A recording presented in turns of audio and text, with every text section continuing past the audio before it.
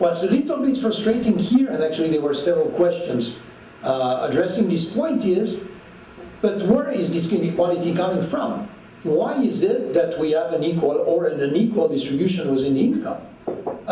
One thing we've seen on actual data is we do find that in some couples, that for instance, the state of the marriage market as proxied by the sex ratio has an impact on the intra-household allocation. Why that? What's the theory? How do we understand those kind of phenomena? So the goal of this second part will be to present models that are aimed exactly at addressing this. So in a nutshell, the first part of the talk, there was a decision process that I was considering as exogenous. Now I'm trying to endogenize it. Essentially, there will be two questions. One is, who marries whom? And by the way, we're going to talk about divorce. We've been talking about divorce law, so the question is, another question will be, who divorces whom? And the second one is intra-household decision, redistribution of power, and in particular inequality. We want to model this as an endogenous phenomenon, that's something which is pinned down by equilibrium conditions.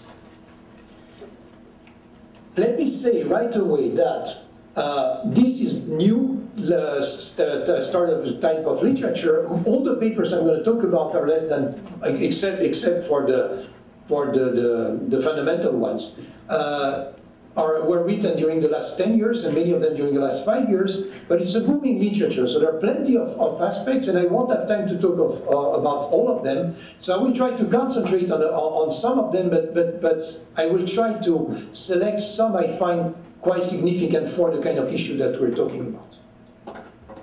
Essentially, there are three basic tools, and I'm going to talk only about one of them. You can use matching models, you can use search models, or you can use bargaining theory. Now, bargaining theory, I'm not going to talk about bargaining theory. Bargaining theory is essentially you got a couple and you assume you model the decision process as a bargaining game. In general, you will use cooperative game theory. And you will use concepts like usually Nash bargaining, could be Kalayz-Borodinsky, could be something else. Now, of course, you got the usual problem with bargaining. The outcome of the bargaining game depends on the threat points. So what do you take as the threat points? You need to take some methodological issues. And by the way, there are very interesting problems linked to that, which is what can you identify? For instance, take all the models that I was talking about in the first talk. Those were models in which I was assuming that the allocation was efficient. Now I want to be a bit more specific. I'm assuming that the allocation is efficient, and that in addition is the outcome of a Nash bargaining game. Is there any kind of additional restriction coming from this Nash bargaining assumption? There is a literature like this. There are papers on this. I'm not going to talk about this just for the sake of brevity. I'm going to concentrate on equilibrium models, so either matching or search, and actually I will concentrate on matching. Again, it's not because I'm not interested in search. Actually, I've written models in search, and there is very interesting research in using search model in family economics right now. Let me say a few words about the relationship between matching models and search models. Let me take an analogy. Assume you're interested in a question like, what would be the impact of a war in Iran or some serious trouble in the Middle East on the price of gas? As an economist, the way we think naturally about this is, well, that's a supply shock, so the supply curve will move, assuming that in the short run the demand curve is constant. Then there will be a price effect, there will be a quantity effect, and how much price, how much quantity depends on elasticities. And then in the long run, there might be an adaptation of demand, there will be investment, and so on and so forth, right? This is what I would call a frictionless equilibrium approach. Now, I'm making a bunch of assumptions when I'm saying something like this. Actually, when I'm drawing a demand curve and a supply curve, I'm making a bunch of assumptions which are not realistic. For instance, I'm assuming that there is one price of gas. We all know that there are a bunch of different prices of gas. You buy gas in different places, you won't pay the same price. And that's because there is horizontal differentiation, there might be vertical differentiation, there may be asymmetric information. At the very least, people don't know the price of gas at all places.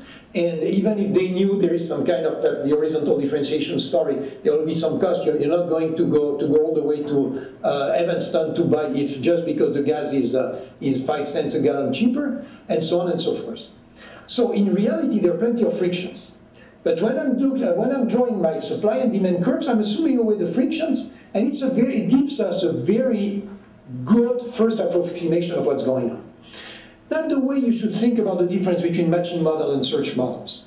Search models, in a sense, are much more realistic because we know that there is search on the labor market, there is search on the marriage market exactly in the same way, and it's not that you immediately meet your best match and you may have to wait, and there may be mismatch and so on and so forth. But at the first stage, we might disregard those frictions. Now, there are two things for which you need search models.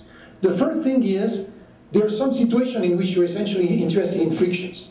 For instance, if you're a labor economist and you're interested in unemployment, well, you know, at least part of the unemployment is due to friction on the labor market. So if you're interested in unemployment, you wouldn't use a frictionless model. And the second thing is, you may, even if you're not interested in the friction themselves, you're not interested in the unemployment part, but you're interested in who's matched with whom, so which kind of workers go to which kind of firms, still you may want to use search model if you're interested in the dynamics. Those kind of the kind of frictionless model, they tend to be static. They do quite well from a static point of view, but the dynamics, if you have to impose the dynamics on the top of it, essentially it will be a search type of dynamics, and you will go back to search. What I'm going to do is I'm going to concentrate on frictionless model, the matching models. And again, it's not because search models are not interesting, but I think it's a natural first step, and then you can continue in the other direction. We only talk about couples. You can use exactly the same tools to talk about fertility. I'm not going to do that because I don't have time. And I'm going to mostly talk about transferable utility. Now, this is mostly, but not only, but this I will be a bit more precise about this in a minute. Okay, that's what I'm planning to do. Let me start. How many of you are familiar with matching models in general? Okay, so not everyone, obviously. What I'm going to do is I'm going to start with a brief summary of matching models. So apologies for people who are already familiar. You will hear things that you already know, but you know that's always good. And I will try to be brief on this.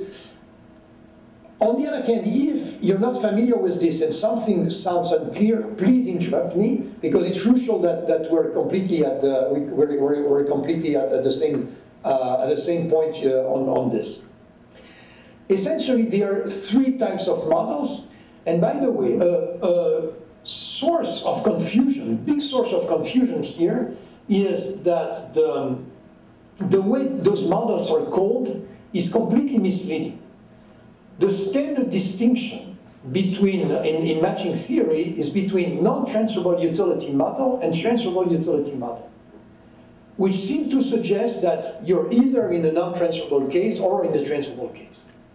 That's completely wrong. Non-transferable utility is a very specific case. Transferable utility is also a very specific case. And I would say 90% of the most reasonable models are in some kind of third case, which I call imperfectly transferable utility case. So that's the first point I want to make, and let me be a bit more specific. Now, what's non-transferable utility? And I'm talking about the strict non-transferable utility models. I'm talking about Pierre-Andre. I'm not talking about recent developments like Kelso-Crawford and all the literature starting from this matching with contract, Milgram, Hartfield, Scott, Cominers, which I think you're and so on. I'm not talking about this. I'm talking about Pierre-Andre here. Gale-Shapley, the matching model a la Gale-Shapley is very simple. You got two populations, let's say men and women, could be workers and firms, could be anything, but men and women. If you match one particular man with one particular woman, there is the utility he derives from that, there is the utility she derives from that, and there is no technology that allows them to transfer utility between them. So there is no way, it's technically impossible for him to decrease his utility in order to increase his partner's utility. Why would he be willing to do that? Essentially to attract the partner, but that's assumed to be impossible. That the non-transferable utility, stricto sensu, that's Gale-Shapley. Transferable utility make exactly the opposite assumption.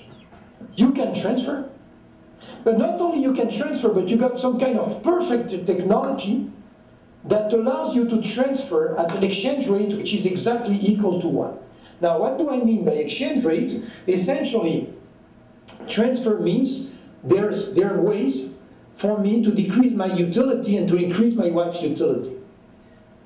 Now, the technology is such that if I decrease my utility by 1 unit, and unit being util, right, this kind of virtual unit by which we measure utility, it so happens that I'm increasing my wife's utility by exactly 1 unit. Now, that's a huge assumption. That's a very, very strong assumption. Because the point is, this exchange rate, you have to be a bit careful. Of course, the definition of the exchange rate depends on a particular cardinal representation of utility that you're choosing. But the point is, the technology should work for any prices and income. So the life is such that, utilities are such that the Pareto frontier is always a straight line with slope -1. That's a transferable utility framework. Again, that's a very strong assumption. And then you got the third case, which is what I call matching under imperfectly transferable utility, which in a sense is a general case. And it's a case that tells you, on the one hand, you can transfer, so it's not the case that there is no way for me to decrease my utility and increase the utility of my wife. But the exchange rate is not always equal to 1. There are some situations in which it costs me a lot of utiles to increase my wife's utility by 1 utile, and in other cases, much cheaper. So essentially what I'm saying is, the general case is, there is a Pareto frontier. Transfers mean there is a Pareto frontier and we can move along the Pareto frontier. On the other hand, this Pareto frontier needs not be a straight line. Now what you immediately realize is that if I want the Pareto frontier to be a straight line with slope -1, whatever prices and income, I will need assumption and preferences. I will come back to that. But the general case will be something like, there are transfers, but not the transferable utility in the strict sense, because there is a Pareto frontier, but the slope is not -1. Is that clear, this distinction? Now, it so happens that the matching under transferable utility, despite the fact that it relies on very strong assumption, is very widely used, because from a technical point of view, is infinitely easier than the imperfect transferable utility. So what I'm going to do is I'm going to talk essentially about the technology using transferable utility. And at the end, I will mention the recent progresses in which you're using imperfectly transferable utility, and I will show you that it's feasible. It's a bit more complex, but you can do things. Questions? Okay. Let me briefly, just to conclude my presentation, cover some similarities and some differences between those 3 types of models. What do we want to explain, first of all? All those models we want to explain who marries who. But that's not the most interesting thing. That's not the reason why I'm interested in those models. The most interesting thing, which is the last 2, that's not the case of MTU, but with TU and ITU, we also explain how the surplus is divided. And that's crucial, because I remember what I had in mind. My motivation when I started my presentation was to say, look, we take a household, there is a distribution of resources, a distribution of power, an inequality within a household. I want to endogenize it. Well, those models do exactly this. They will endogenize, they will allow me to endogenize the distribution of resources within the household. So that's exactly what they're going to buy me. By the way, NTU will never buy you that, because NTU, you're assuming that there is no transfer. So how much he gets and how much she gets is part of the definition of the game. It's not something that comes out as an outcome. The setting is pretty much the same in both, in the three cases, in the sense that we have two populations, and what we match is, we match one person from one population to one person to the other population. You can think of different matching games. An obvious one is one-to-many. When you're matching firms with workers, it's not one-to-one, it's one-to-many. But you could have also what's called roommate matching. In other words, instead of matching people from one population, one person from one population to one person from the other population, you could have matched within a given population. So it could be same-sex couples, but it could also be, you know, business partners. You got people who form teams or who form, I don't know, firms, business relationship, and so on. And this is within the same population. I'm not going to talk about any of this. I'm going to talk about the bilateral, so it will be men and women essentially. Now, if you want to define the matching game, you need to define the two populations. You put a measure on each population, and then in the NTU case, you have two payoff functions, because in the NTU case, you must say how much, for every marriage between Mrs. I and Mr. J, you need to say how much Mrs. I gets and how much Mr. J gets. In the TU, you just need the total surplus, and the way so your size of the cake they will generate together, but the way it's going to be shared is endogenous. And in the ITU, it's even more complex because it's not a number, it's a shape, it's a Pareto frontier. In all cases, the equilibrium concept is stability. I'm going to be more precise in my definition, but stability essentially is robustness vis-a-vis bilateral deviation. So a matching is stable if A, you cannot find a married person who would rather be single, and B, you cannot find two persons who are not currently married together and who would both be better off being married together than their current situation. And their current situation, maybe they're single or they're married with somebody else. If this happens, that's a violation of stability. What TU buys you, I will be more precise in a minute, but TU buys you a huge thing, which is stability is equivalent to the maximization of aggregate surplus, and that's immensely useful for a bunch of things. Now, as I said, I'm going to concentrate on transferable utility. That's the technical definition of transferable utility.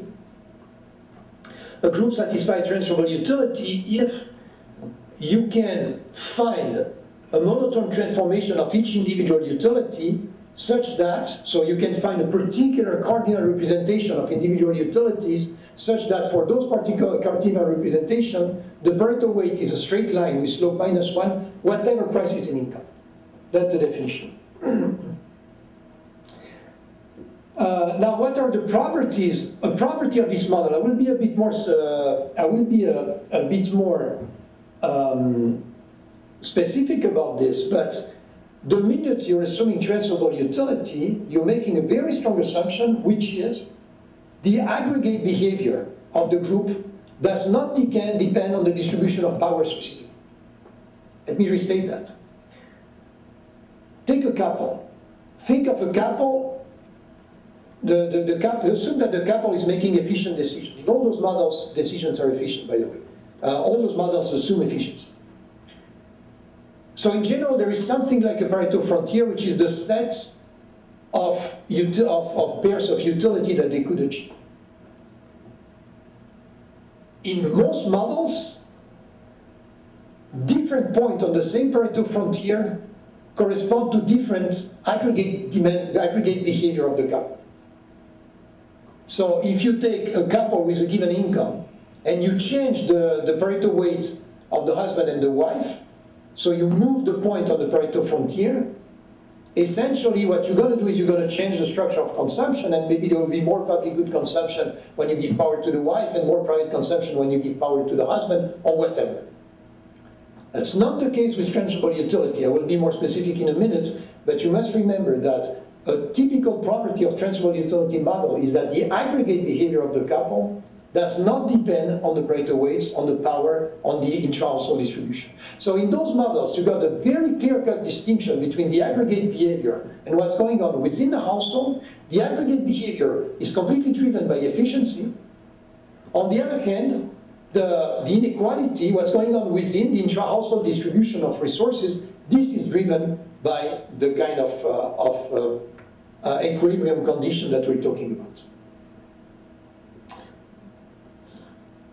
Now, that's the general theory. Let's talk a bit more about the marriage market example. So we take a standard collective approach of the type I was describing before. You take two agents with their own preferences. You take efficient decision. What do you need exactly to assume on utilities to get this transferable utility property, to get this property that the Pareto frontier is always a straight line with slope -1? This is what you get. Those are the utility functions that will give you transferable utility. And this has been derived by Bergstrom and Coates in two important papers. So that's what's called the generalized quasi-linear utilities. So forget about the FI. The FI is just there because transferable utility is an ordinal property, so you can always transform any utility function by an increasing transform and you don't change anything. And look at what's inside here. I have private consumption, those are the small q's. I have public consumption, that's the capital Q. And by the way, the lower index is the person consuming, the upper index is the index of the commodity. So that's this guy here is the community, the consumption of commodity number 2 by person I.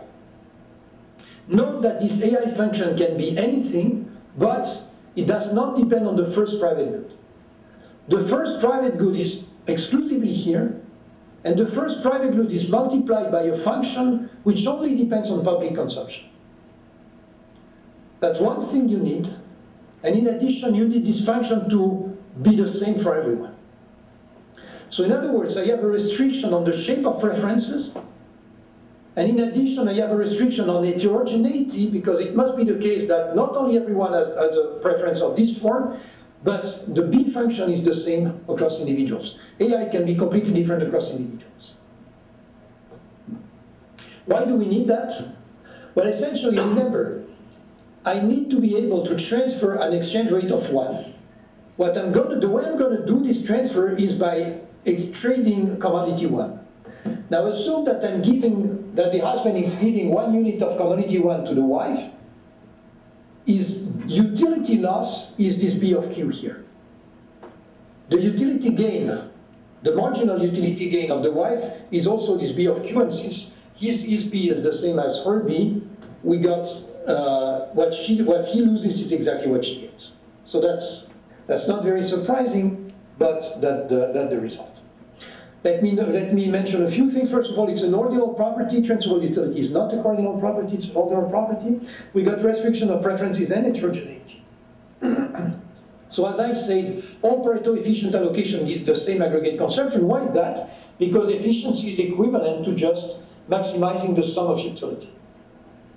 In general, Pareto efficiency is the maximization of a weighted sum of utility with the Pareto weights. With transferable utility, it's not the case. With transferable utility, Pareto efficiency, and positive consumption of good number 1 means that Pareto efficiency is equivalent to the maximization of the sum of utility. And it's very easy to show. So essentially what you're maximizing, so the aggregate behavior is the solution to this maximization here. Now in particular, the household behave as a single. Now I have in this model, I made a big deal about there is no such thing as the preference of the couple. Well, this is the preference of a couple, and it's a standard utility function. This is a model in which actually the couple can be represented, can be modeled as if there was a single decision maker.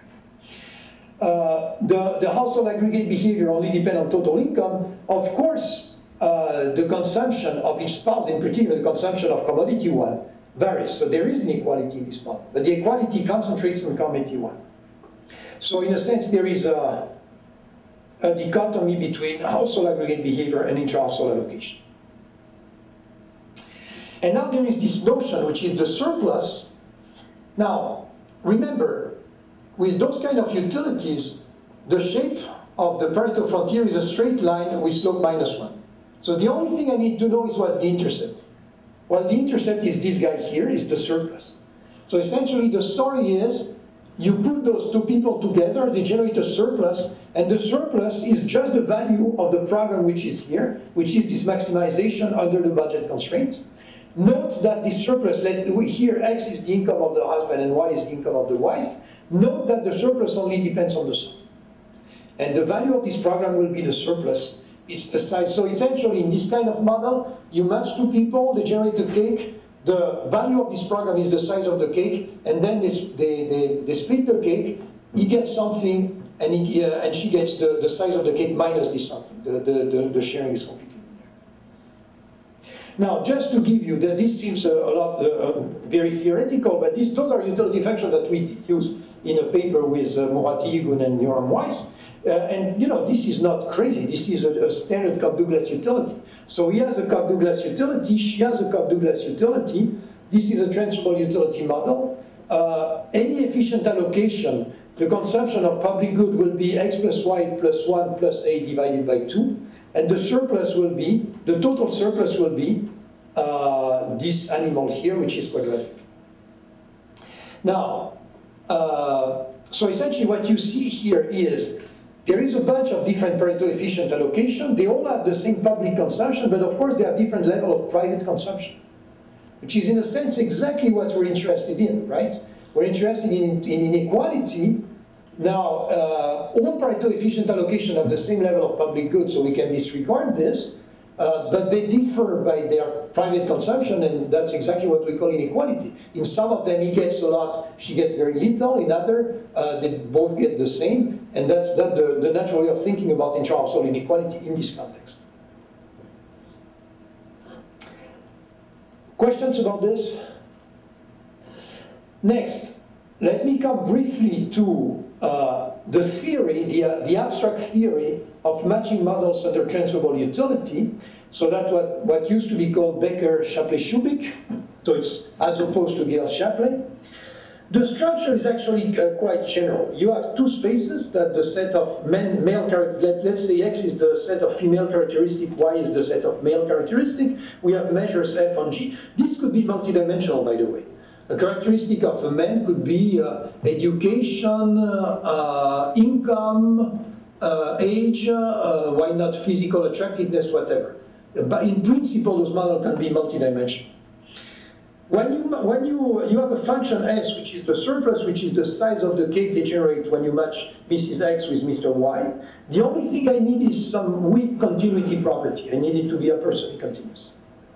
Now, what's a matching? A matching is the measure on the product space and two functions. Now, let me explain that. The measure tells you who's marrying whom. So essentially, I have a measure H, and you can think of H of XY as the probability that Mrs. X is married with Mr. Y. Now, in general, the probability will be 0, 1. So Mrs. X will marry one particular Mr. Y with probability 1. But it's not always the case, and there are situations in which actually the solution involves randomization. So we want to be completely general. So it's a measure on the product space, but there is a restriction on this measure, which is that it's a measure on the space of couples. But if you integrate over with respect to women, you got the distribution of men. And if you integrate with respect to men, you got the distribution of women, which is exactly decided at the marginal of this measure of the initial distribution on the space, on the male space and on the female space. And a matching consists of two things: this measure which tells you who's marrying whom, and also two functions which tells you when people are married, at least married with positive probability, how is the cake shared between them? So U of X is how much Mr. X will get, Mrs. X will get. V of Y is how much Mr. Y will get. And the condition is that if you take a couple on the support of this measure, meaning if you take a couple that are married with positive probability, then it must be the case that what she gets plus what he gets is the total cake. So that the Pareto frontier being a straight line with slope -1. That clear? Now, what do we call stability? Well, you see, the definition is the usual stuff. it cannot be the case that two people who are not currently married together would both like to be married together. And it's very easy to see that this is equivalent to this inequality here. Why that? Well, assume that this inequality is reverted. Assume that this sign here, instead of being larger than or equal to, is strictly smaller than. What does it mean? It means that in the current situation, Mrs. X is getting U of X, Mr. Y is getting V of Y, but by marrying together, they would be able to generate a cake that would be larger than the sum of their current shares. Which means exactly that they should marry together, and there will be room for bargaining there in such a way that both of them will be better off than in current situation. But that would be a violation of stability, so this cannot happen. Is that clear? Again, that's the standard definition of stability, and the interpretation is divorce at will if you wish. Just for 1 minute, completely forget this notion of stability and think of a completely different problem, which is surplus maximization. So, and that's quite important in mathematics. It's a family of mathematical problems which are called optimal transportation problems. It's an old problem, actually. It was first raised by a French mathematician named Monge, sometimes in the 18th century. And it's quite relevant, actually. You might, if you are interested in mathematics, among the recent field medalists, there were 4 field medalists in the last award, and one of them, Cédric Villani, actually has worked a lot on optimal transportation problems, and he has written a book which more or less the Bible of the new versions of optimal transportation problems. So what's the structure? The structure is exactly the same. I have those two spaces, women, men, and I have a surplus which is upper semi-continuous. But now I'm not looking at all at stability. I'm asking the following: what would be the way of matching men and women so as to maximize total surplus? So if I take any matching, I take any man, I randomly assign this man to a particular woman, I can compute the surplus they generate, and I can add up over all couples, and that will be the aggregate surplus. And the question is there one way of matching men to women so that the total surplus is maximized? Now, the main result is, now first of all, note that this is linear programming.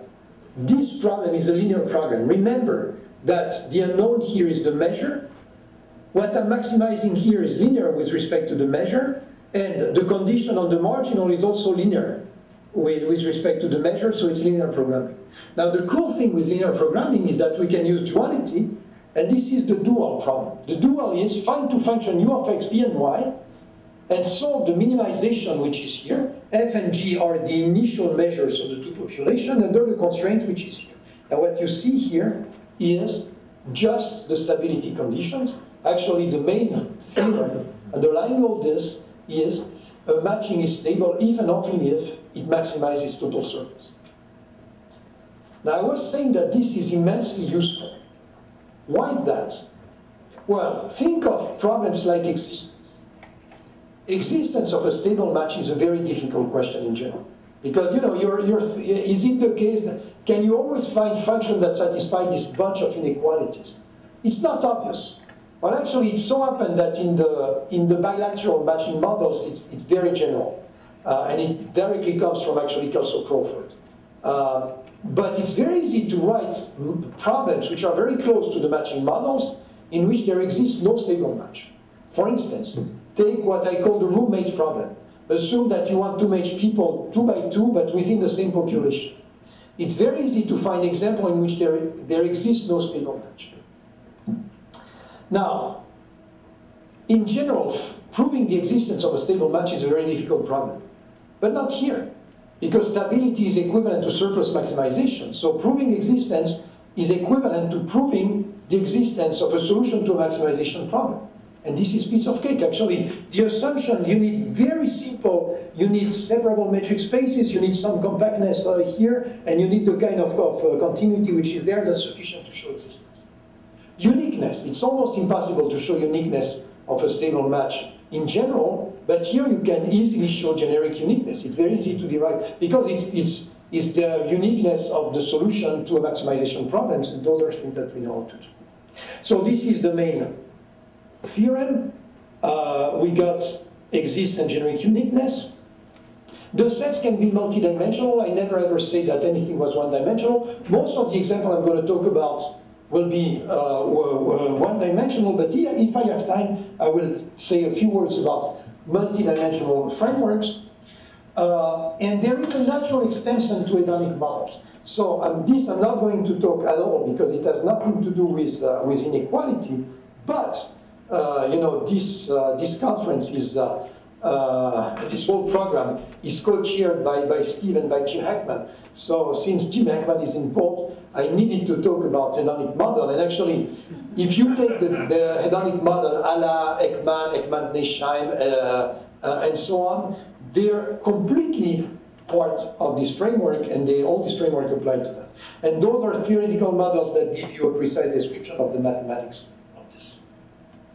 Actually, let me forget about.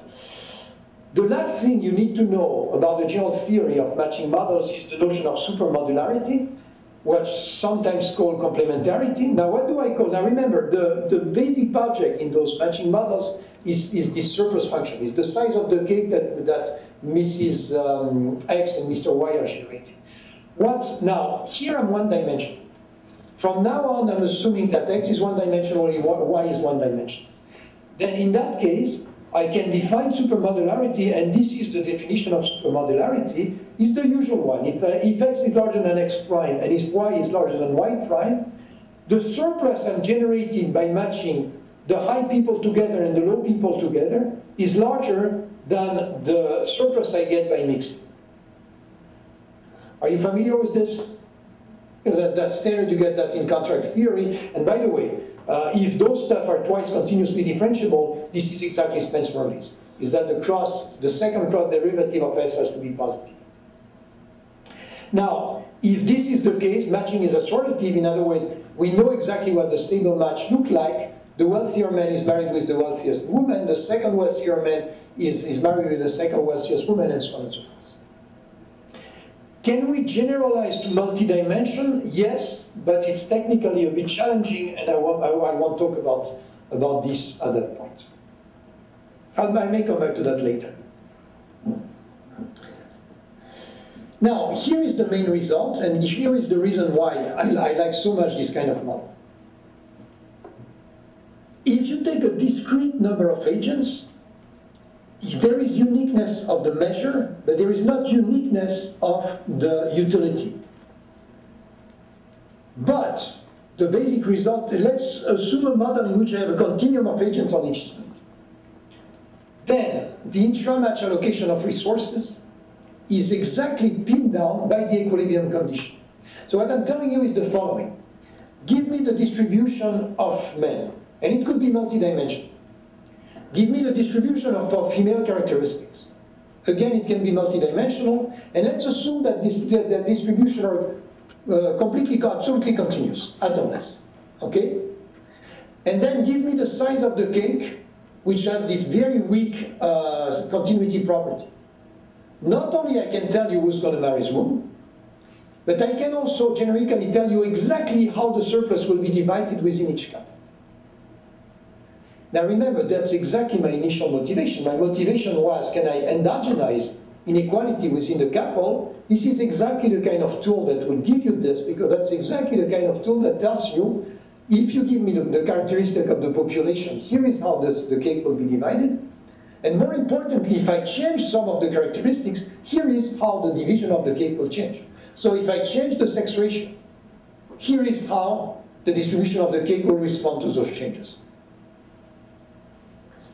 Is that clear regarding the motivation? Because that's the crucial thing, that the reason why we want to go through those models, and there is some kind of technical investment as you've seen, but what they give us is they give us the intra-household allocation as the equilibrium outcome.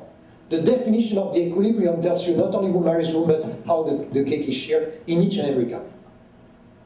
Now, this is a very strong result, so I don't want you to take my word on this. I'm going to show you how it works.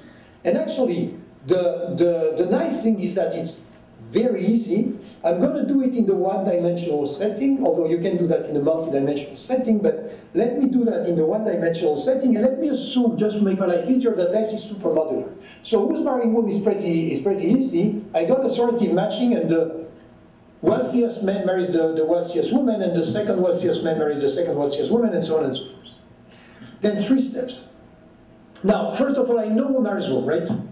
That's exactly what I told you. Now, in practice, what does it mean? It means the following. It means Mrs. X is married with Mr. Y if and only if the number of women who are wealthier than Mrs. X is exactly equal to the number of men who are wealthier than Mr. Y. That's exactly what this condition is giving you, and that gives you the function. Now, take any change in those distributions, make women wealthier, make women poorer, increase their number, decrease their numbers, you will have the changes quite easily, and you will know what the impact is on who marries whom. But again, I'm not that much interested in who marries whom, I'm much interested in how is the cake shared. And now you will see it's very simple. Look at this condition up there. That's just the stability condition. Remember, the stability condition tells me that u of x plus b of y is always larger than s of xy. So if it's always larger, it must be larger than the max. But sometimes I have an equality, because if x and y are married together, then I have an equality. So I know that u of x plus b of y is exactly equal to the max of s of xy, which I can write that way.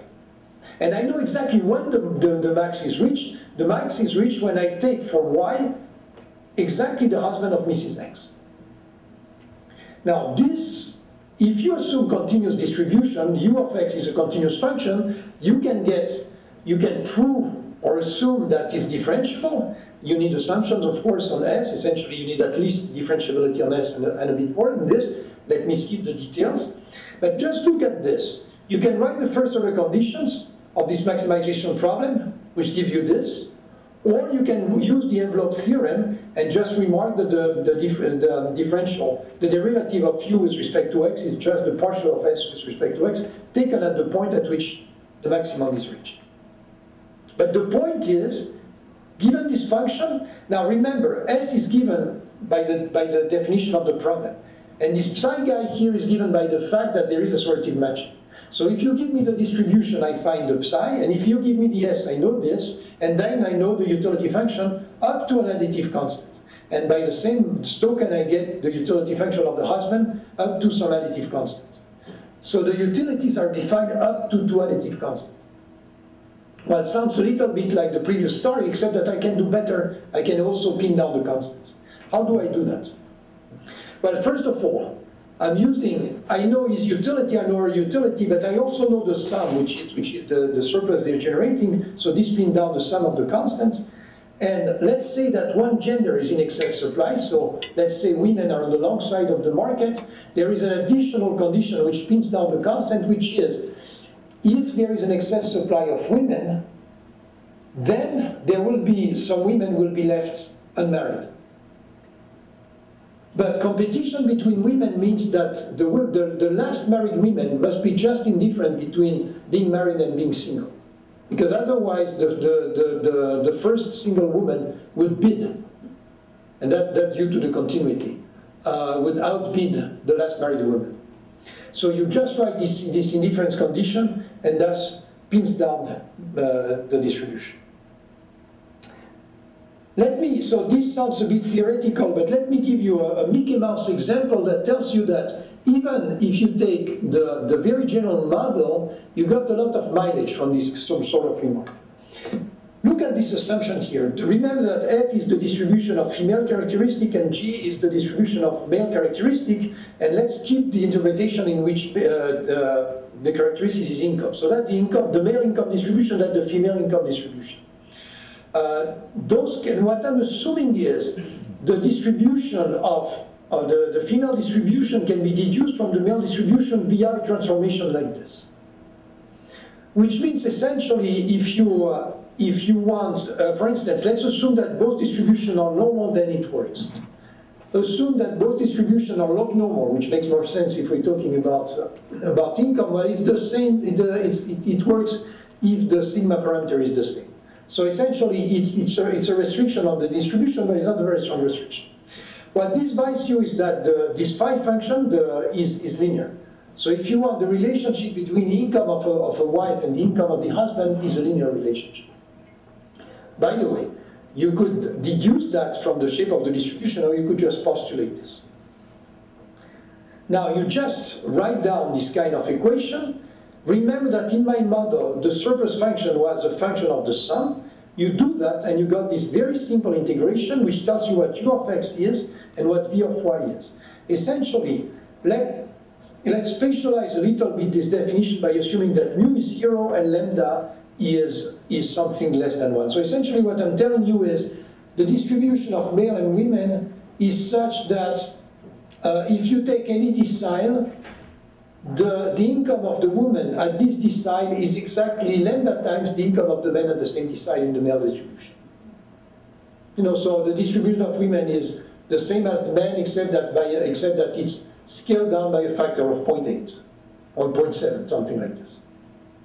With this kind of stuff, this gives you a closed form solution of the way the surplus is shared, and essentially this H is the total surplus. So essentially Mrs. X is marrying with Mr. Lambda X, and she gets 1 over lambda plus 1 of the surplus, and he gets lambda over lambda plus 1 of the surplus. Now in this interpretation, if men are wealthier than women, lambda is larger than 1, so he gets a larger share of the surplus. Using this, you can do comparative statics. So what if you scale up the female income distribution? Assume that I take each and every woman in this distribution and I multiply the income of this woman by a factor A, which is larger than 1. Now, first of all, I'm not changing who marries who, because I have assortative matching, and since I'm not changing the order, I'm not changing the couples. But of course, I'm changing the incomes of the couples, because now the same guy is married with a slightly wealthier woman. What's the impact? Well, there are two impacts. One is, for any given couple, the pie is larger. That's just because he has the same income, but she's wealthier. So the pie is larger, there is an additional pie, and this additional slice of pie is shared between what she gets and what he gets and what she gets in the usual way. He gets lambda and she gets 1. He gets lambda over lambda plus 1, she gets 1 over lambda plus 1. But in addition, there is a redistribution, and that's just because the nature of competition has changed. And so in addition, she gets an additional lambda over lambda plus 1 squared times h, and he gets minus this. So that's a transfer which is due. So what we have here in this very simple closed form solution is take an income distribution on the male side, an income distribution on the female side, and assume that you increase only all female income by 10%, which, by the way, is pretty much the story that took place in the US over the last 20 or 30 years. This must have an income on intra-household distribution, and this tells you, yes, it does, and here is a kind of back-of-the-envelope computation. Here is the additional, there is a larger pie, so the additional gain is shared, but in addition there is a distribution, and you got a very simple closed form solution for that. I'm not taking this model seriously. This is a very Mickey Mouse model. As I said, in a minute I'm going to show you more serious models in which we want to be a little bit more specific and a little bit richer in the kind of framework that we're considering. But that's just an illustration of my initial claim, which is take those kind of models, question like how is the cake shared between the husband and the wife, have a very simple answer right away with very simple computation. Look, the most technically sophisticated computation I did was putting, I had a derivative and I put an integral sign to get the function. So it's completely straightforward. Are there questions on this? That the theory, it's a bit dry, but at the background, then we're gonna apply that. As I say, it's a recent literature, but there are a bunch of papers doing this. There is a paper using this kind of matching models to explain abortion. And now the question in those kind of models is, as you know, abortion was legalized in the U.S. by Supreme Court judgment, Roe versus Wade. And there a kind of claim that you find, in particular in the feminist literature, is the legalization of abortion has led to what's called female empowerment. So the situation of women within couple has been fostered by the legalization of adoption. And a student of mine, Sonia Refice, who is now in Europe and in Alicante, wrote her PhD dissertation exactly on this. So what she did was the following. She used the same kind of models that I was describing, the labor supply models that I was describing before. And she was saying, look, this is a distribution of factors. You got states in which abortion was illegal, comes the Supreme Court's judgment, abortion becomes legal. Let's look. So if we believe that this led to an increase in the power of women and a decrease in the power of men, well, this should be translated into labor supply in exactly the same way as the sex ratio or the laws on divorce were in the previous model. Except that in the previous model, it was something like a reduced form. Here we have something like a theory backing that up. So her dissertation was an empirical work doing this kind of stuff, and she found, and she was using the fact that some states legalized abortion before the Supreme Court did, so there is some kind of identifying power here, and she did find that indeed she saw on average that legalization has a positive impact on women that you could measure looking at labor supply. During the defense, so the committee consisted of Steve Levitt, Gary Becker, and myself. And during the defense, Gary raised a very interesting point. Gary said, wait a minute, what is the theory? You're telling me that abortion was good for women. There are various types of women. And some women are careers-oriented, and it's very important for them to be able to study, get a degree, start a career, and then have children. And for those women, it's certainly true that abortion was crucial and their utility has been improved. But there are women who don't want to go to university. There are women who want children. There are women who want plenty of children. Actually, there are women who will never use abortion, say, for religious reasons. Is it so obvious that those women also gain from the legalization of abortion? In other words, even if you're telling me on average they gain, is it so obvious that each and every woman gain, or is it the case that some women gained a lot, but some women lost, and actually some of them might have lost a lot? Especially, there is a marriage market, and a huge change like legalization of abortion must have had an impact on who marries whom, and how the surplus is shared, and so on and so forth. Which was a very good point, and if in order to address this kind of issue, you need a theoretical model in which you take matching seriously.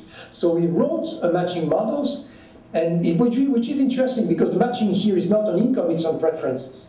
So we seriously decided that women are heterogeneous with respect to their willingness to have a child, and we built a matching model using the kind of technology that we saw there. Now the funny part is what we found, the conclusion of the model were extremely clear-cut.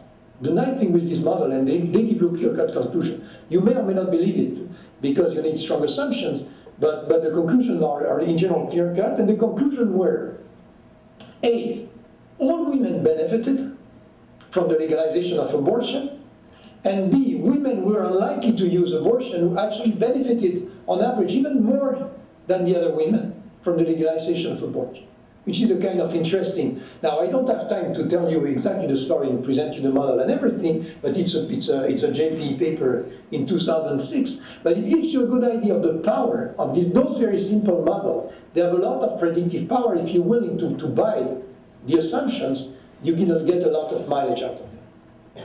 There is their paper on children and divorce. There is a paper about male and female demand of higher education. I'm going to spend a lot of time on this one because I think it's important. There is the dynamics. We were talking about divorce and what's the impact on divorce laws. And my reply was something like, if you want to think about the impact of divorce law on intra-household allocation, you need something like an explicit model of matching. That's what this paper is doing, so that's a paper. There are a bunch of papers about multidimensional matching. I don't think I will have time to talk about them, but they are. And then there is matching within perfectly transferable utility. If I have time, I'm going to talk a little bit about this. So, let me take, now I'm concentrating about this one. Male and female demand for higher education for two reasons. First, I think it's a very interesting question. And second, I'm going to talk about, not only about the theory, but also about empirical issues. Let me start from this. I don't know if you're familiar with this kind of graphic. On the horizontal axis, I have years, starting in 1968 and all the way down to 2006. On the vertical axis, I have the percentage of the population aged 30 to 40 that reach a given level of education. Red is for women, blue is for men. This guy up there is reaching some college. This is college, and this is more than college. That's master degree, law degree, PhD, whatever. So for instance, this point here tells you that in 1986, 20% of men, if you take the male population aged 30 to 40, 20% had a college degree. Now, one thing you see is, look at this period here between 1980 and 2004. One thing we know for a fact is that the college premium has been increasing a lot over that period. Now, the college premium is defined as the wage you get with a college degree divided by the wage you would get without the college degree, right? Which is not so easy to measure because you have to take into account selection into college, but there is a huge literature on trying to measure the college premium, and all this literature is telling you over that period, the college premium increased a lot, and actually the college plus premium, so the premium you get not from a college degree, but for more than college, like a master, PhD or something, increased even more. We're economists, we believe in incentives. So we expect that if you increase the return on an investment, people will invest more. There is this huge increase in the return on investment in higher education. You should see a behavioral response whereby people invest more. And actually you see that some. Look at the female curve. The percentage of women with this college plus degree in 1978 was something like 3 or 4%. In 2004, we're at 12%.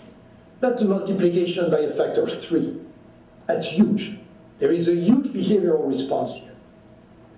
But what's a bit disturbing is that you don't see anything like this for men. If anything, it's flat. Now, if you're a bit more specific, what you realize is that actually the college premium starting to increase a little bit more, a little bit later, if you take into account precisely. There is something like a very weak response for men, but not much, and there is this huge response for women. Now, that's sort of surprising, right? Because you got agents faced with exactly the same incentives,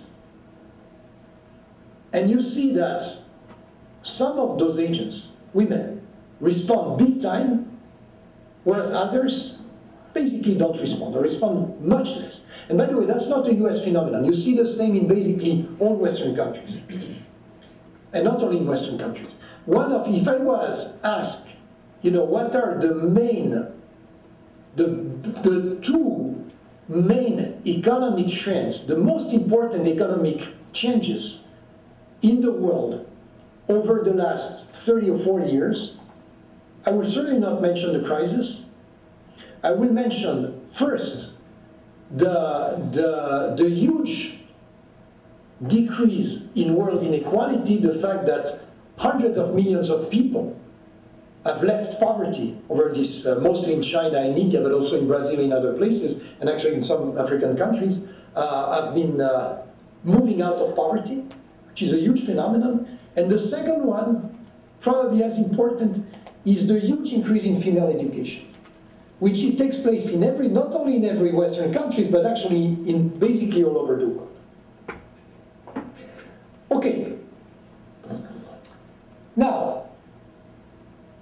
I'm not going to talk in general, but here is the puzzle. You face men and women with the same incentive. Why is it that women respond a lot and men don't respond or respond much less? In the paper I was alluding to, so it's AER 2009, here is the answer that we want to, that we put forth, and I will not, so the paper is based on an explicit model. I'm not going to talk about the model. I'm not going to write the equation because I want to concentrate on the empirical aspect of this. So let me just tell you the story. And believe me, there is a model behind this, and if you're interested, you can go to the initial paper. But here is the story that we've done. The impact of education is twofold. So what is it? What you gain by investing in education? The obvious thing is you get some benefits on the labor market. If you have a college degree, the wage will be higher, you're less likely to be unemployed, your career prospect will be better, and so on and so forth.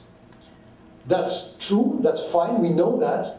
The problem is there is no significant difference between men and women in this respect, and if there is a difference, it's probably favoring men more than women, if only because men are more likely to work than women, still now. So this definitely does not imply while women are responding much more than men. The point we make in the paper is there is something else, which is often forgotten, but which is also very important, which is what you get on the marriage market. By acquiring a college education, you're completely changing your prospects on the marriage market. You're changing the probability that you will get married. You're changing the education of the potential spouse and the income of the potential spouse. You're increasing, even for a given education of the spouse, the size of the surplus that you're generating and the distribution of this surplus. And this we call the marital college premium.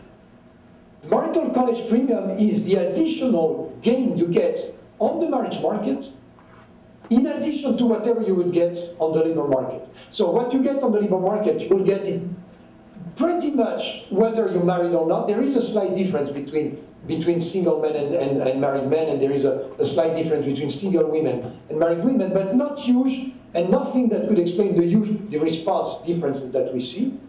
But in addition, there is something that should be taken into account, which is the fact that if you invest in education, it completely changes your prospect on the marriage market. And the point we make in the paper is the labor market college premium is pretty much symmetric between men and women, but it might be the case that the marriage market on the college premium is completely different from men and women.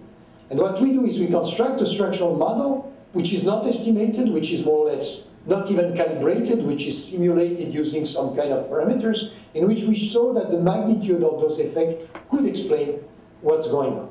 So essentially the claim is the total college premium should be the sum of the two, and there is a huge discrepancy between genders regarding marital college premium, and that's explained the difference in education. Now, as I said, I'm not going to show you the equations, but let me give you a one-sentence summary of the model, which is due to someone I admire a lot,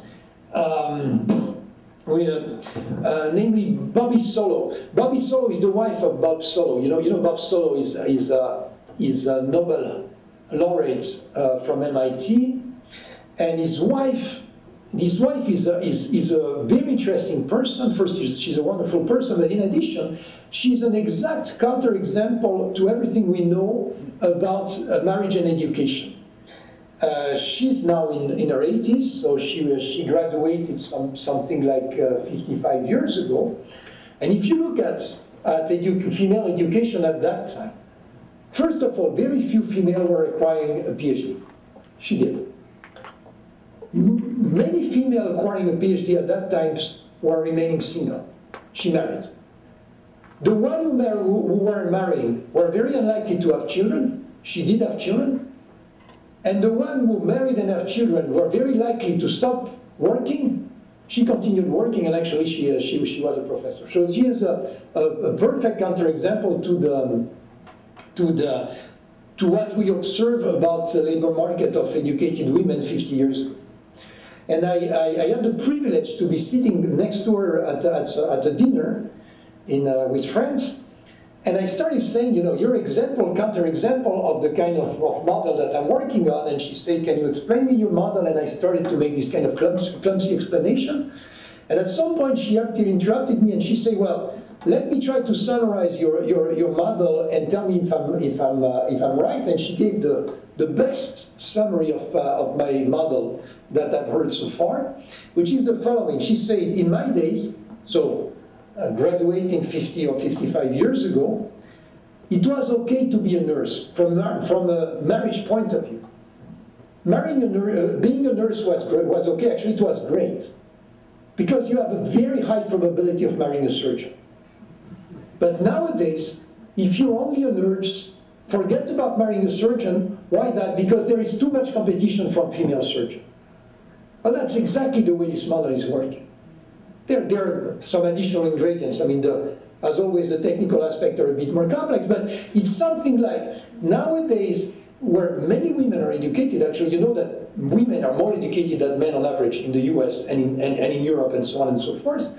But a situation like this, if you're uneducated, your marital prospect, and in particular the probability that you will go marry up, and the division of the surplus within a household and so on and so forth, are much grimmer than what they used to be 50 years ago. And of course, that means that the return to education are much higher. Whereas for men, it's pretty much the opposite. If you didn't have a college degree back 50 years ago, it was unlikely, not completely unlikely, but quite unlikely that you would marry up to an educated woman, just because there were too few of them and they would marry educated men, whereas now it's much more likely. Okay, that's the story. Those are the details of the model, but I don't want to enter into it. But let me just talk about the empirical implementation. And actually, I'm going to talk about empirical implementation of those models in the case of these models of education, but the kind of issues that I want to raise are more general. The question is, how do we take those matching models to data? Now, here is what the basic problem is. Those matching models, they are nice, but they are way too mechanical. They give you a perfectly assortative matching in a completely deterministic way. They tell you the wealthiest man marries the wealthiest woman, and the second wealthiest man marries the second wealthiest woman, and so on and so forth. That's not what we see, obviously. We do see a correlation, and actually we do see even more correlation now than 30 years ago. I'll come back to that. We do see a correlation, but we don't see this kind of exact matching. Why that? One explanation could be there are frictions. You know, and then let's move to a search model. In that case, you just abandon the frictionless framework. But there is another explanation or another approach that will preserve the frictionless matching. But I will say, well, the frictionless matching, as we're using it so far, is way too simple, because it's disregarding unobserved heterogeneity. The one-dimensional model in which people match based only on income is way too naive. We want something much richer. People match on a bunch of characteristics. It's certainly not true that you can summarize the situation of a person on the marriage market just by this person's education or income. There are plenty of other aspects. You know, whatever, age, physical attractiveness, charm, you name it. Now, we're not going to write a model of charm or physical attractiveness, obviously. But we're going to do what economists do in those kind of situations. We're going to call that a random term. There is some kind of unobserved heterogeneity. We don't observe them, but people observe them and they match on that. How do we introduce this kind of unobserved heterogeneity in those matching models? This is exactly the way we think about this. It's not the only way. Again, you could use a search model, and you can use, as you well know, you can use an observed heterogeneity both in the matching model and in the search model. There is a very interesting research agenda which is trying to compare what you get from the two approaches on similar problems. But let me try to explain what the solution will be. Now, first of all, this S function So I have Mrs. I marrying Mr. J. The only thing I observe is something like education or income. But I know that there is something else. When the natural way of modeling this is this matching here as a component which only depends on the education and then some kind of random shock. Let me just describe the mathematics of a model like this. I have a matching model. I have a surplus function, but this surplus function, instead of being deterministic as before, is now random. What's changed in this kind of framework? Well, here I'm going to use a lot the intuition that stability in a matching model is equivalent to surplus maximization, because it's much easier to think in terms of surplus maximization. Now, remember, let's go back to the basics. Mrs. I, as an outcome of the matching model, will have a utility, which is UI. And Mr. J will have a utility, which I call VJ. In the deterministic setting, those stuff will be deterministic. If I introduce some kind of randomness, now those guys will be random. So I will have conditional on education. I will have a distribution of utilities. The people with the same education will have different utilities just because those epsilons are different. And that will be true for women, and that will be true for men. So I will have two distributions. Here is an interesting mathematical problem.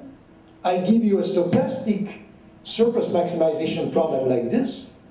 It's still a linear problem, so I have dual variable, but now those dual variables are stochastic as well. If I know the distribution of the primal model of this epsilon, what can I do? What do I know? What can I derive about the distribution of these dual variables? And the answer is, we don't know. I've been talking with a bunch of mathematicians, including the best specialists in the world of this kind of optimal transportation model. In general, it's a very difficult problem for a bunch of reasons. But if you're telling me that those epsilon are normally distributed, and let's say independently distributed, which I will definitely not want to assume, I'll come back to that, but even if you take them to be IID, those distribution of those stuff is extremely difficult to find. Now, we could do something alternative, right? We could say, well, we have those random variable UI and VJ, but we know that there is a bunch of inequality that they must satisfy. Why don't we use these moment conditions? And those of you who are familiar with industrial organization know that this is done a lot. If you look at the new trends in the econometrics of industrial organization, there are plenty of situations in which, for instance, when you have set identification, you identify, the theory does not give you a characterization of one equilibrium, for instance, because there is no such thing as one equilibrium, the model has multiple equilibria, but you got moment conditions that take the form of inequality, and we know how to identify model using inequality. So why don't we do that here? Well, we could, but look, it's unlikely to succeed. Why that? I have one inequality per potential couple. So even if I have a small population, let's say 2,000 men and 2,000 women, that's not a huge sample, but now I have 4 million inequalities. Even if my estimator is quite powerful, 4 million moments condition is not something that I'm very likely to deal with. Plus, the main problem is not this. The main problem is that out of those 4 million conditions, 2,000 of them are equalities, and the remaining ones are inequalities. And I don't know which ones. So that doesn't sound very promising, right? So in practice, it's not feasible. So if I try to address the problem by brute force, saying I just take a surplus function and I put an epsilon here, what do I get from that? I don't go very far. Instead of this, let me try to specify a structural model. So let me try to be a bit more precise by what I mean by those kind of unobserved characteristics. And here I will introduce assumptions. Those assumptions, as always, will be debatable, but I will try to be very clear about A, what assumption I need to put, and B, what kind of mileage I get, what do they buy me, okay? So here is the model that we take to the data. The first thing, I have a finite number of education classes. College, high school dropout, high school, some college, college, college plus. That will be 5 classes. In practice, we use 3, but we have that for men, we have that for women. And then we assume that what does the utility look like? I have exactly the kind of utility that I was alluding to with this generalized quasi-linear form that I was alluding to, and then I have a random term. Now what's this random term here? What's interpretation? Let's take a female I. This female I draws a vector of preference for marriage. Some women really want to marry, some women don't want to marry, and in principle it could be the case that some women really want to marry an educated man, whereas some women don't care. Think of this as taste. Some women like classical music and they want to marry an educated man because they are likely to go to concerts, whereas some, including educated women, they like baseball and they can marry an uneducated man because the uneducated man is likely to go to a baseball game. Whatever, you know, I know that's a bit caricatural, but think of this like this. So the point is, each female draws a vector of preference, and this vector is random. And this alpha is what's my utility, my random utility of marrying a husband in class 1 all the way to a husband in class n. And that depends on I. The crucial thing is I want the distribution of this alpha vector to depend on the female education. Why is that? Because at the end of the day, the female education is endogenous, and there will be a bunch of selection taking place here.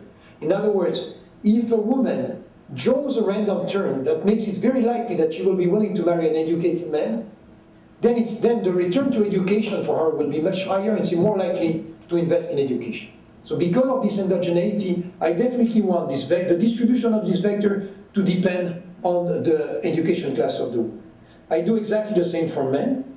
And then the surplus now is just the sum of utility. I still keep my general quasi-linear utility function, so efficiency requires maximizing the sum of utility, and the sum of utility will be the UI here, plus the utility of the wife, plus the utility of the husband, which have exactly the same functional form as before, plus the sum of those 2 random terms.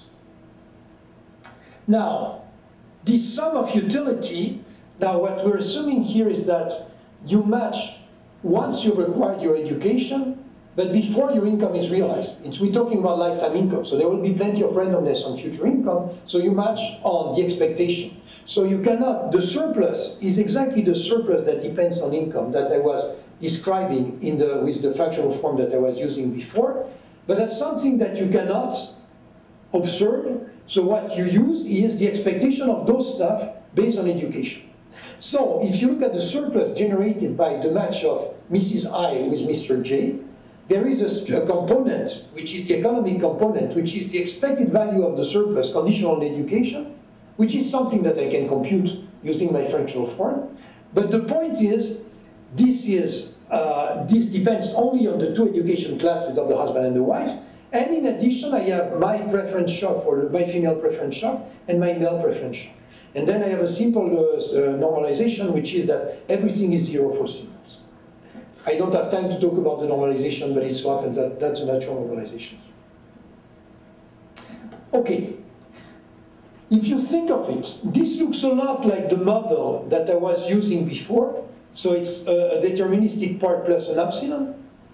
But with the additional property that the epsilon now, in my structural interpretation, is the sum that something that depends on the identity of Mr. I, but only the class of the husband, and also the identity of Mr. J, but only the class of his wife. The miracle is, this is something that's sufficient to give you a very precise characterization of the distribution of the UI and BJ. Remember, my motivation, initial motivation was, what I want to get, what I want to estimate is the UI and the VJ. How much of the cake he's getting, how much of the cake she's getting. So the dual variable of my new model exactly answer this question. So I'm in this beautiful situation in which I have a very abstract conceptual tool, which is the dual variable, which exactly answers my very practical question: how is the share How is the cake divided between them?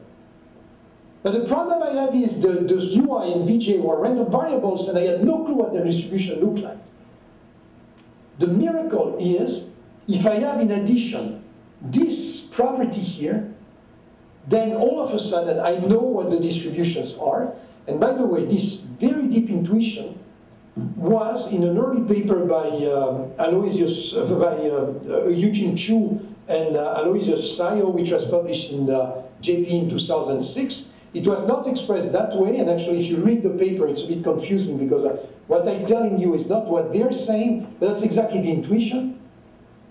And let me give you the main result. If you have large population in each class, then there exist numbers which I call U, capital I, capital. Now remember, capital I is an education class, is the education class of the wife, and capital J is the education class of the husband. There are numbers Uij and Vij, such that Uij and Vij add up to Zij. Now remember, Zij is the deterministic part of the surplus, the economic part of the surplus of someone in class I marrying someone in class J.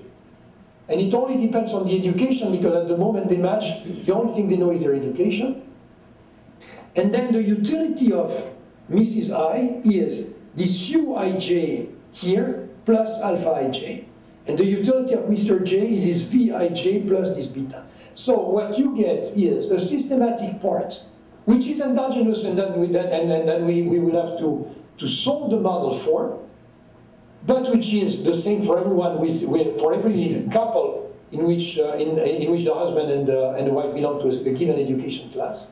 And in addition, I have a random term, but the random term is just the initial random term that I had in the preferences. Which means that if I assume, for instance, that those guys are normally distributed, then the UI is normally distributed. Obviously, I will never ever assume that alpha I is normally distributed. Now let me, are you still with me? Yeah. I know that it's a long morning, but it's a long evening for me, actually, here in Paris. But are you okay? You're surviving? Let me ask you a question, just to, what kind of functional form assumption would you make? What kind of distribution for the alpha would you take at that point? Any suggestion? Normal? Log normal? Haha! That's better, but it's still not the answer. Okay, bear with me 1 minute, and in 1 minute the answer will be obvious. We have another suggestion. Type 1 extreme Yes, go ahead. Type 1 extreme value? Or Aha, great. Absolutely, that's the right answer. It's not so obvious to see there. Let me give you the intuition. Remember my stability condition. There is a max there. Remember, u of x is the max of something. It's the max of s of xy minus v of y. Whenever you have a max, you need laws that are stable by the max operator, and type 1 extreme value distribution are, I mean, like essentially, those are the distributions. So it meant, intuitively, it sounds sensible, but it's not completely clear to see why. Well, look at this, and now you see exactly why. If I'm wondering, I'm asking the following question. When, let me take a woman I belonging to an education class, capital I. When will this person marry a spouse in a given class J? And the answer is she will marry only if the UI she gets by marrying someone in class J is larger than the U she would get by marrying someone in any other class. That's my max operator. So essentially the condition is what she gets, the UI she gets here is more than what she would get as a single, which is normalized to 0, and also what she will get by marrying someone from any alternative class. Look at those equations. Those are the standard equation of a discrete choice model. So the miracle here is, I had this very complex problem in which I had matching, so I had a bunch of inequality for each person I, and for each pair ij. All of a sudden, it boils down to just a single, just a set of inequality for each person. And this you can estimate using a logit. So I'm gonna taking singlehood as a benchmark. I'm gonna take, I assume that they're extreme value distributed. I will use a logit, and the beautiful thing with the logit is that I will get extreme value distribution, which is exactly, with extreme value distribution, I know, now remember, what's my expected utility? My expected utility is something like the max X here. And the great thing is that the extreme value distribution is, I have a closed form solution for the extreme value distribution, which is exactly this. Now, I have some identification problem. I definitely don't have time to talk about the identification problem.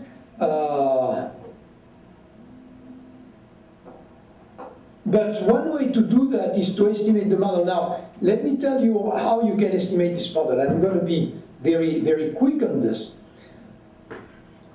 In the end, what we're interested in is the evolution of marital pattern in the US over the last 30 or 40 years. Okay? Now, how are we going to deal with this? We're looking at a bunch of cohorts. What happened for each cohort is that they were playing a matching game, and it was a different matching game at for each cohort. Why was the matching game different? For two reasons. One is maybe the surplus function has changed. Remember, the surplus function is reflecting something that has to do with household, intra-household decision, household production, and so on and so forth. The technology of household production has changed a lot. You know, there is this very interesting ideas coming from papers. A paper which is called Engines of Liberation by Mehmet Yorokoglu and Nezih Gunnar and a bunch of people, which tells you that, yeah, yes, thank you. I'm starting to be a bit tired. So, yeah, thanks, Steve. But it's a paper that makes a very interesting and I think deeply true remark, which is that the technology of household production has changed a lot, and this must have had a huge impact on the situation of women. And those models are completely compatible with this. But essentially, it means that the insight is, in the old days, 50 years ago, there was a lot of return to specialization because a lot of time has to be spent to household chores, which explained that you had a lot of households in which there was complete specialization and the wife was not working. Now it's much less the case, and so there is much more space for women to enter the market, which actually was in our AR paper. I didn't have time to talk about this, but that's part of the structural model that I presented. So, what's the economic translation here? This Z guy here, which remember is the economic surplus that you derive, must have changed over time. But even without this change, the distribution has changed a lot. Remember, this is a matching model, so a lot depends on the distribution of male and female by education. And this we know for a fact has changed a lot. So, we have several cohorts playing different games, and the intuition here is pretty much the same as the kind of intuition you got. Again, in industrial organization, that would be something like the relationship between macro BLP and micro BLP, if you're familiar with Barry Levinson-Paker's kind of model. There is a lot that you can learn if you compare different markets, and if you assume that something is common among those markets. We're going to do exactly the same here, and we're going to assume that something is common across those markets. Now, what's common across those markets? Definitely it's not the Z, because we know that the surplus has changed, but we're going to assume this. What we assume is that despite the fact that the gain from marriage have changed, we assume that the supermodularity of the gain of marriage have not changed. There are two ways of thinking that in plain English. One would be to say the preferences for assortative matching are still the same. It's not the case that people like more assortative matching now, or benefit more from, gain more from assortative matching now than they used to do 50 years ago. There is more assortative matching, of course, because there are more educated women, so there are more educated women marrying educated men. But it's not a change in preferences. Another way to say that is the surplus generated within the household by education has changed a lot. Now, if you're educated, in a world in which you don't need to spend 5 hours a day doing chores, you just need 1 hour because you have a washing machine and a dishwasher and you name it. So there is a huge surplus because now you can go on the market and work, and there is a huge gain. Of course, this gain is specific to education. Educated women probably benefit much more than this than uneducated women, because what they can do instead of staying home is go on the market, and the wage on the market is higher for them. But what we're assuming this is there, but we're assuming that this gain does not depend much on the education of the husband. That's exactly the assumption we're making. This idea that the supermodularity is constant is exactly that there are some gains. These gains depend on the education of each partner, but they don't depend on the cross education. The gain for an educated woman is not larger when the husband is educated. Now again, it's an assumption. Good news is testable, because now you have a model. If you make this assumption, the model is vastly over-identified, so we can identify everything and we can test, and we can make specification tests. I don't want, so these are the basic Z values, and you can, so essentially what we estimate is the D. Now remember the Z, we have three education category, which is high school dropouts, high school graduates, and college. We have something which is the surplus generated. So this is the economic component of the surplus. In addition, there will be the random component, but the economic component is the expected value of the surplus that will be generated initially, given that there are trends and those stuff will change across time, but this is the initial value. And since the supermodularity doesn't change, the initial supermodularity is the same is maintained throughout time. And what you can see, those are the outcome of the estimation. And those are, the surprising thing is, this just comes from the estimation of matching patterns, right? This is very strongly supermodular. Take any, for instance, take these 2 by 2 matrix here, 1, 2, 3, 4. You compute the sum here minus the sum here. This is positive, and this is true for any kind of 2 by 2 table that you can extract from this. We got some variances. I don't have time to talk about this. But so, look at this. This is the joint surplus from diagonal matches. So how much surplus do you get if you marry someone who's like you? Of course, we estimate everything. So we estimate the expected surplus that you get from matching someone who has the same education and someone who's less educated, someone who's more educated, right? So this is the estimate of the surplus. That's for college educated people, that's for high school graduate, and this is from high school dropouts. First of all, the benefits have been declining have been declining constantly over the period, which is exactly the engines of liberation kind of story. But B, it has declined much less for educated people than for uneducated people.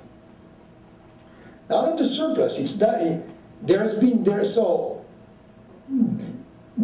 been a decline in the gains of being married, and that, by the way, that you see big time in the data. How do you see that? Because people marry much less now than 30 years ago. No, in this kind of model, if people marry less, it's that the gain for marriage are going down. We see that in the data, the model confirms it, there is no big surprise here.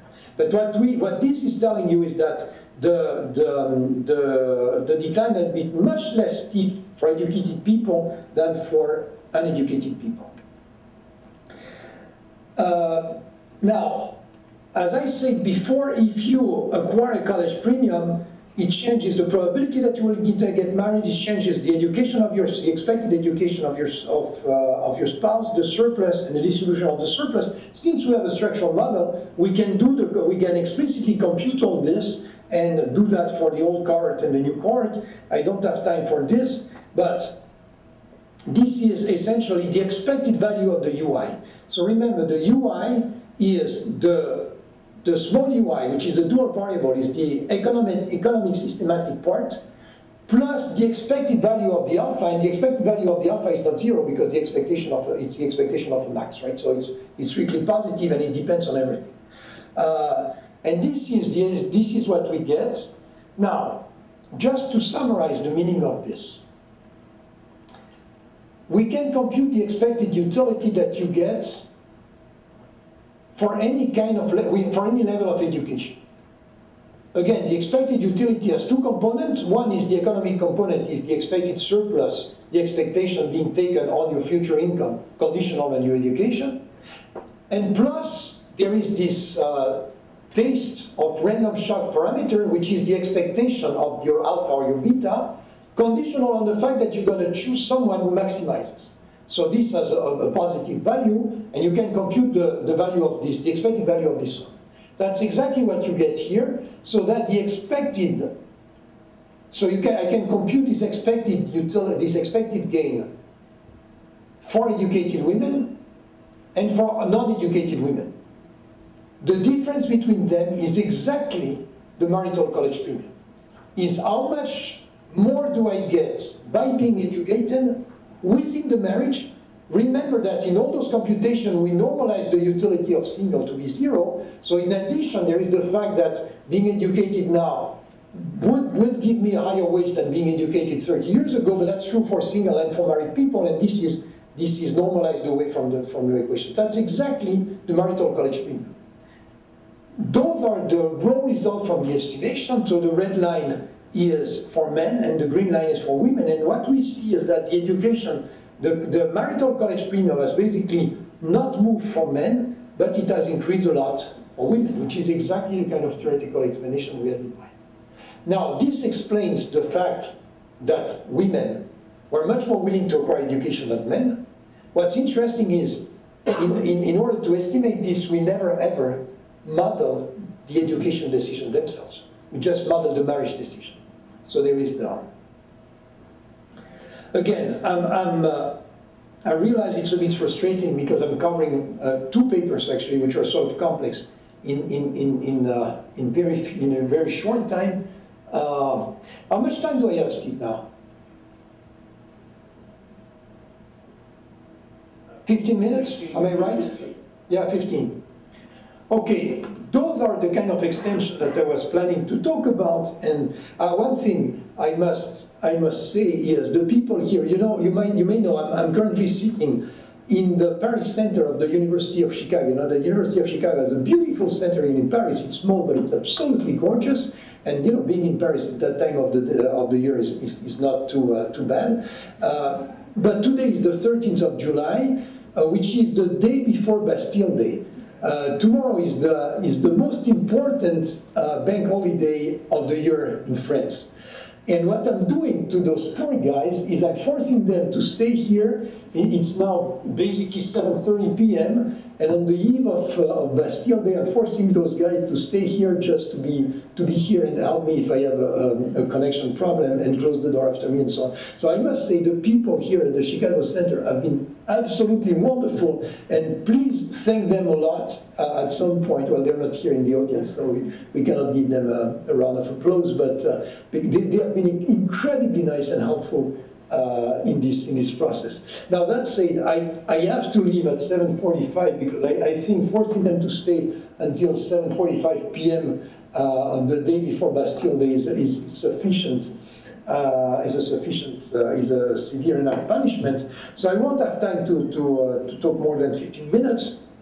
So essentially, I'm not going to talk about multidimensional matching at all. Sorry about this. I'm going to briefly talk about imperfectly transferable utility. And I won't be able to do much, but I will just give you an intuition of what's going on here.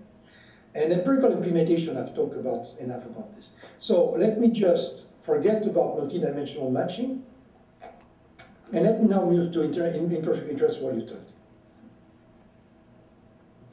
What's the motivation here? As I told you, there are good things and bad things about transferable utility models. Good thing is, there are transfers. I believe in transfers. I believe that there is redistribution taking place into the couple. I believe there is inequality into the couple, and I believe that this inequality is endogenous. Those models allow me to account for this kind of redistribution within the couple, and they allow me to identify, to pin down from a theoretical point of view and to identify from an empirical point of view what's going on within the couple. That's great, I love this, so those are great models. But there is a price to pay, and the price is sort of high, and here is the price to pay. As I told you, if you assume transferable utility, you immediately assume that all Pareto efficient allocation correspond to the same aggregate behavior. So, what I can tell you is, over the last 50 years, the situation of women has improved a lot, and the share of household resources that women are getting is much higher now than it used to be 40 years ago. But what I cannot tell you is, as a result, the structure of consumption of the household has changed, and in particular, say, women are investing much more on children. Now, I don't know if it's true in the US, by the way. There is this prejudice that if you give more power to women, more will be spent on children.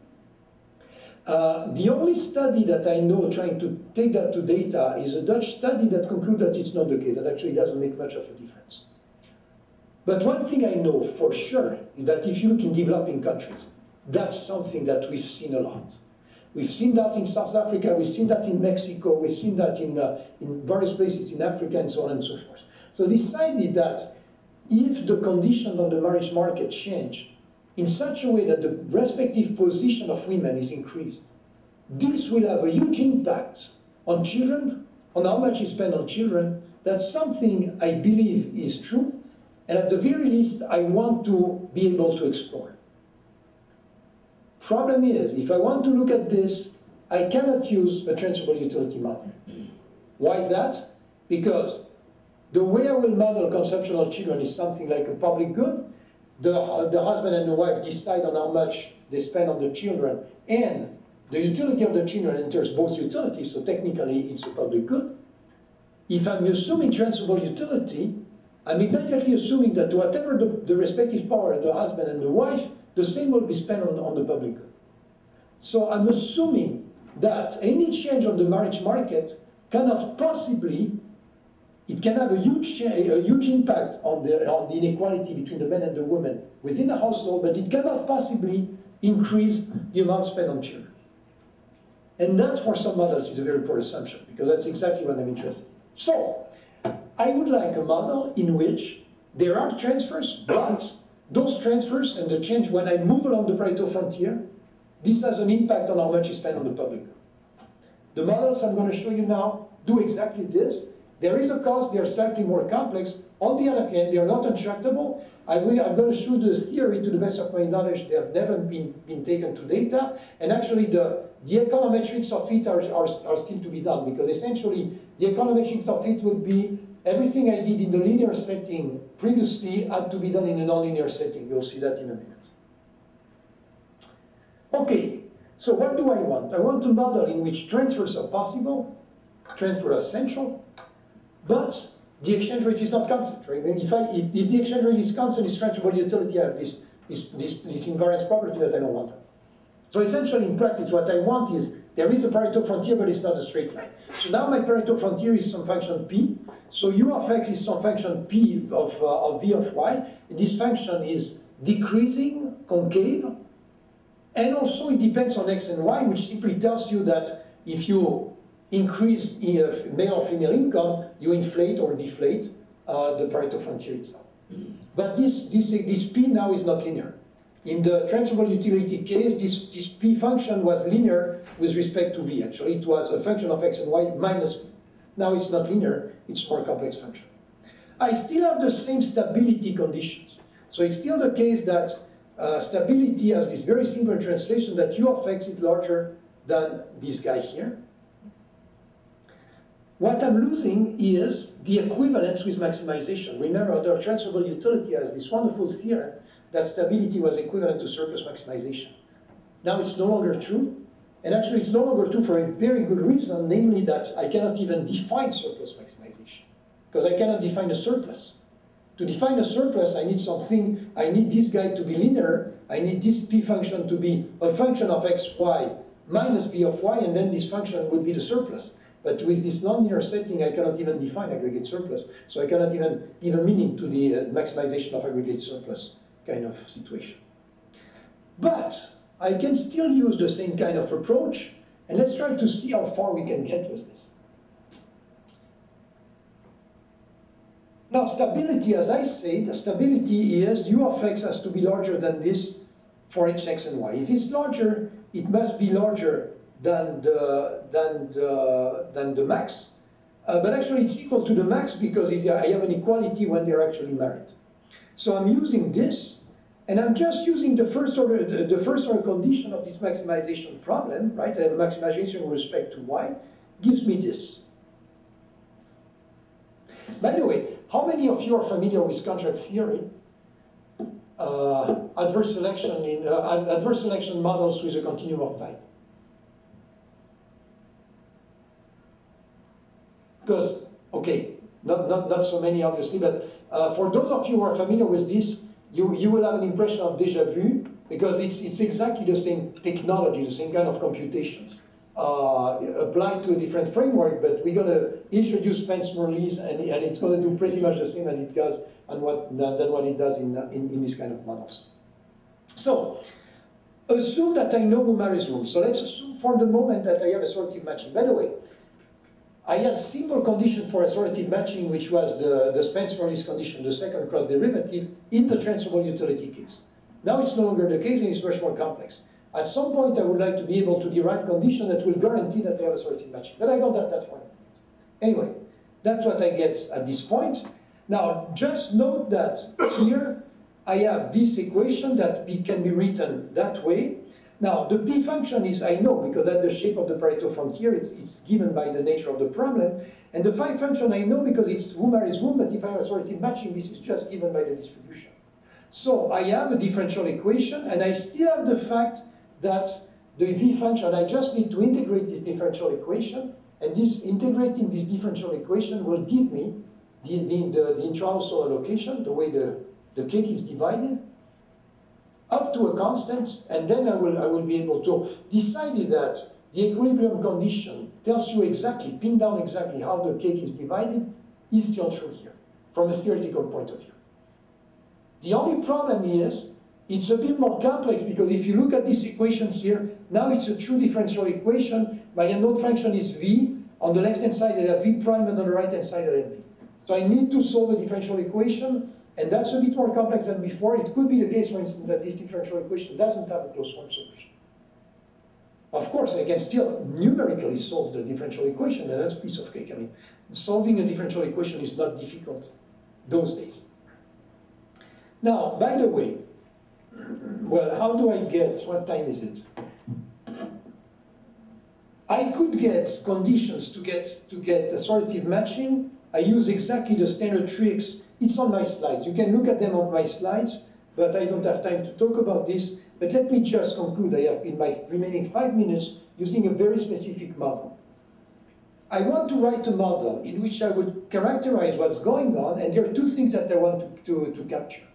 The first thing is I want to capture the fact that if I change the powers, if I give more power to the wife than with respect to the husband, this has an impact on the expenditures of the public good. And the second thing is I want to capture the fact that women care more about the public good. And what I have in mind is really women care more about children than men. So I want to describe utility functions such that will translate this fact that the value of the public good is not the same for men and women. Now, I'm going to do that using very specific utility functions, which are here. The husband, I get something which is just Cobb-Douglas, so that's completely standard. CM is private consumption, Q is the consumption of public goods, so it's really how much we spend on children. But the utility of the wife has this kind of shape, so there is a minimum private consumption, but beyond that, she's completely altruistic in the sense that an additional dollar can be spent on herself or on the children she doesn't need. She's so altruistic that she values the utility of the children or the expenditure of the children exactly as much as she would value the same dollar being spent on her private utility. So I'm putting an extreme form of altruism on the wife's side, whereas I'm putting some altruism, but a standard one, Cobb-Douglas, on the husband's side. Okay, that's the Pareto frontier. I don't have transferable utility. The Pareto frontier has this shape. And what you find is that if you increase income, you inflate the Pareto frontier. You can write down all those equations. It so happens that you can integrate them closed form. You will believe me regarding the computations if they are not too difficult. But I end up with something like this. Well, let me just give you the comparative statics because I think that that's sort of cool. So I'm assuming that the distribution, let me start from a situation in which the income of each wife is 80% of the income of the husband. And now I'm going to change this along two scenarios. Now what I'm going to do is, in both cases, I'm going to increase the outcome of, I'm not going to change who marries whom, so the couples will remain the same. I'm going to change the wealth of those couples. But I'm going to do that in two different ways. In simulation one, I will increase the income of each female by 25%. So if initially he had 1 and she had 0.8, now they both have 1. In the second simulation, I'm going to increase his income by 20%, her income remaining constant. So 1.8 initially, now we got 1.2 and she gets 0.8. In both cases, the total income of the couple is the same. And by the way, this implies that in a transferable utility framework, those two models should have exactly the same implication in terms of expenditures on the public. What I would like to check in that in this kind of model, it's not the case, and I would expect that in the first situation, in the first scenario, so under transferable utility, I should have no impact, but there is change in powers, and I would expect that in the first scenario, more will be spent on the public good than in the second one. Now, I just discovered there is a big catastrophe on my diagram, so this is the crucial diagram. Sorry about this, but let me tell you what this is doing, and actually it's pretty much the same message as this one. What you find is indeed what you would expect. Those are models in which, my two scenarios are equivalent in terms of wealth, but they are quite different in terms of intra-household inequality, and they're also quite different in terms of investment in public good. And I'm done with my presentation, but let me come back to the question, what I call the conceptual question that I was asking at the beginning of my talk. I said, look, measuring inequality, we might be able to do that. I hope I convince you that using the two approaches, using the household per household approach, and also using the equilibrium approach. And actually what we're working on is an approach that will use both of them to over-identify. We can say a bunch of things about what's going on within a house, including in sophisticated model in which we have public good, including in sophisticated model in which we don't have transferable utility in the narrow technical sense, in which we have imperfectly transferable utility. So we can say something. But then we're back to our initial conceptual problem, and I want to conclude on this. We're going to find that in some situation, she gets more private consumption or she gets less private consumption. So we're going to see that there is more or less inequality between them. We're also going to see in a model like this that there is a difference in terms of how much is spent on children. Should we look at inequality in income or inequality in welfare? The huge cost of looking at inequality in income is I'm missing a large part of the story. Because in this model here, what you're going to see is whatever the model, our private consumption is the same. Not just because I put a lot of altruism. Essentially, whenever there is an additional dollar that she can spend, she's going to spend it on the public good because that's efficient. She doesn't care about her private consumption. She likes exactly as much the same dollar spent on the children, and of course the husband benefits, so it should be.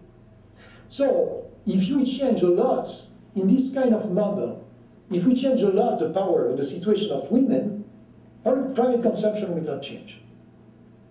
But the public consumption will change, and her utility will change a lot, because she derives most of her utility through the public consumption. Now, of course, I'm not saying this model is realistic. It's a very extreme case. It's just made to illustrate that point. But coming back to my initial question, definitely, if I just look at inequality in private consumption without looking at public consumption, I'm missing a huge part of the story, and that's something that I don't want to do. So again, It's not hopeless, but you need a real structural model of what's going on within the household to explore this. This is something on which we've been working. Me and a bunch of co-authors have been working on this. That's a booming literature, and you got the references to look at this if you're interested. And of course, if you have any kind of questions, send me emails. I will be more than happy to answer. Is there any type of final questions? That's the end of my presentation.